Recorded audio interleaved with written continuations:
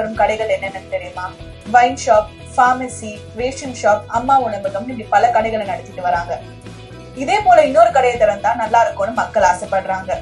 தங்கம் போல தினமும் விலை ஏறதும் குறையறதுமா இருக்கிறதுனால ஏழை மக்கள் இதை வாங்கி சாப்பிட முடியாம ஏக்கத்தோட செல்வதை நம்மளால பார்க்க முடியுது. அது என்னன்னு கேக்குறீங்களா? அதுதான் மட்டன். இதன் விலை காரணமாக பெரும்பாலான மக்கள் மட்டனை தவிர்த்துட்டு சிக்கன் வாங்குறாங்க. சிக்கன் சாப்பிடுறதுனால உடல் பருமன் மற்றும் பல வியாதிகள் வர்றதுனால சிலர் சிக்கனை தவிர்த்துட்டு மாட்டு இறைச்சியை வாங்குறாங்க. வைன் ஷாப் நடத்தக்கூடிய அரசாங்கம் ஏன் இறைச்சி கடைகளை நடத்தக்கூடாதுன்னு மக்கள் கேக்குறாங்க. அதுவும் மத்த இறைச்சி கடைகளை காட்டிலும் அரசாங்கம் குறைவான விலையில விற்றா மக்கள் வாங்கி பயன்படுத்துறதுக்கு எளிமையாக இருக்கும். இதை பத்தின மக்களுடைய கருத்து என்னன்னு வாங்க பாக்கலாம். அரசாங்கம் கறிக்கடை எடுத்து நடத்தினா எப்படி இருக்கும்? சூப்பரா இருக்கும். சரியா, நல்லா இருக்கும். நல்ல நியாயமான விலையில பொருள் கிடைக்கும், நல்ல பொருளா கிடைக்கும். இன்னும் நல்லா தான் இருக்கும். இருக்கலாம் சார், இருக்கிறோம். ரோடு ஒயின் ஷாப் தான் எங்க பார்த்தாலும். அவன் ஒயின் ஷாப் இருக்கு மேடம். அது மாதிரி கோழி கடை, மட்டன் கடை ஓபன் பண்ணா இருக்கும். அவங்களுக்கு நல்லா இருக்கும். அதுக்கேற்ற மாதிரி கடை கடைக்கு ஒரு ஒரு கடையில ஒரு ஒரு விலை விற்கிறாங்க. கவர்மெண்டே கொடுத்தா கொஞ்சம் நல்லா இருக்கும். வாங்குறவங்களுக்கு ஏழைங்க. இவங்க எல்லாம் ஒரு நாளைக்கு ஒரு விலை சொல்றாங்க. ஒரு கடையில ஒரு விலை, ஒரு கடையில ஒரு கடையில விலை. கவர்மெண்டே எடுத்து நடத்தினா எல்லாரும் ஏழை ஜனங்க குழைப்பாங்க. எல்லாரும் வாங்கி சாப்பிடுவாங்க. குழந்தைங்க கொடுப்பாங்க. விலை அதிகமா இருக்கு, வாங்க மாட்டேன்றாங்க. ஒரு 1/4 கிலோ கொடுங்க, 100 கொடுங்க அப்படின்னு கேக்குறாங்க. கொஞ்சம் விலை கம்மியா இருந்தா எல்லா ஜனங்களும் வாங்கி வயிறார சாப்பிடுவாங்க, பிள்ளைங்களுக்கு கொடுப்பாங்க. இத பத்தி எல்லாம் மக்களுக்காக யோசிச்சா நல்லாதான் இருக்கும் கவர்மெண்ட். ரேஷன் வாங்குறோம், கொடுக்குறாங்க, வாங்கி சாப்பிடுறாங்க. கண்டுபிடி 1000 ரூபாய் கொடுக்குறாங்க, ஓடி போறோம். அதே மாதிரி தான் இருக்கு. அரசாங்கம் பாக்குறதெல்லாம் நம்ம சொல்ல முடியாது. சொல்ற மாதிரி மட்டனை ஒரு வேலை விற்கலாம், செய்யலாம். அதெல்லாம் நம்ம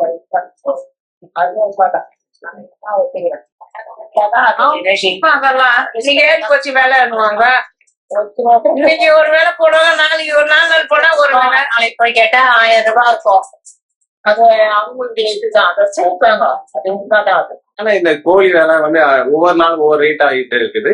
அது நீங்க ஏன் அந்த இது பண்ற ஹோல்சேல் பண்றாங்க பாத்தீங்களா, அவங்ககிட்ட கேட்டு அவங்க நம்ம சிறு வியாபாரிங்க நம்ம அவங்க கொடுத்தா நம்ம வியாபாரம் பண்றோம். சரிங்களா, அன்னைக்கு தான் பார்த்தா அந்த ரேட் போட்டா வியாபாரம் பண்றோம். இப்போ போனாலும் 240. இப்போ அந்த ஆட்டு பார்த்தோம்னா கொஞ்சம் பேர் கவுன்சில் வந்து 20 ரூபா 30 ரூபா ஏறும். வேலை ஒண்ணும் பண்ண முடியாது. அதான் நான் தெரியும். 1998 அரசாங்கமே இறைச்சி கடைகளை நடத்தி வந்ததாகவும் கறிகளை விற்பனை செஞ்சதால அந்த ஸ்கீமை கால் ஆஃப் பண்ணிட்டதாகவும் சொல்றாங்க. அந்த திட்டத்தின் மூலமா பாதிக்கப்பட்டவங்களுடைய அனுபவத்தை கேட்டு தெரிஞ்சுக்கலாம். இருந்தது அது சரியா எடுத்துட்டு போடல, ரேட் எல்லாம் பாராய் வருது. அதனால சரி வராது. பழைய சிக்கன் எடுத்துட்டு வருவாங்க. இங்க இருந்து பழைய ஸ்டாக் எடுத்துட்டு போயிட்டு புதுசா கொடுக்குற மாதிரி கொடுப்பாங்க. ஆனா அது அப்படி கொடுக்க முடியாது. அதனால வேணாம். ஆனா இப்போ அட்வான்டேஜா மாறிச்சுல்ல, எஸ்டி காலமா மாறிடுச்சு. நல்ல சிக்கன் பார்த்தா கூட டைம் இல்ல யாருக்குமே எதுவுமே செய்யறதுக்கு ஒழுங்கா. யாரையும் குறை சொல்ல முடியாது.